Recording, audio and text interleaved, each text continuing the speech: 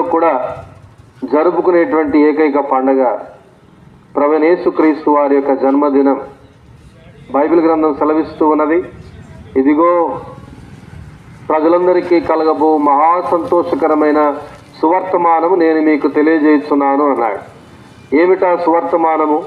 ఏమిటా సంతోషకరమైన, ప్రజలందరికీ మహా సంతోషకరమైనటువంటి సువర్తమానం ఏమిటి అనంటే, దూతిస్తున్న సందేశం ఏమిటంటే, ఇదిగో దావీదు పట్టణమందు నేడు రక్షకుడు మీ కొరకు పుట్టి ఉన్నాడు, ఈయన ప్రభు అయిన క్రీస్తు అని. కనుక ప్రియమైన స్నేహితులారా, ఆయన పుట్టడం వల్ల ప్రజలందరికీ ఎందుకు మహా సంతోషము? మానవుడి జీవితంలో సంతోషం పోగొట్టుకున్నాడు. సంతోషం పోవడానికి కారణం ఏంటి? డబ్బా? కాదు. సంతోషం పోగొట్టుకోవడానికి వ్యక్తుల కారణము? కాదు. సంతోషం పోగొట్టుకోవడానికి ముఖ్యమైన కారణం ఏమిటి అని అంటే, దేవుడు లేని జీవితం, దేవుడి నుండి సహవాసమును కోల్పోయి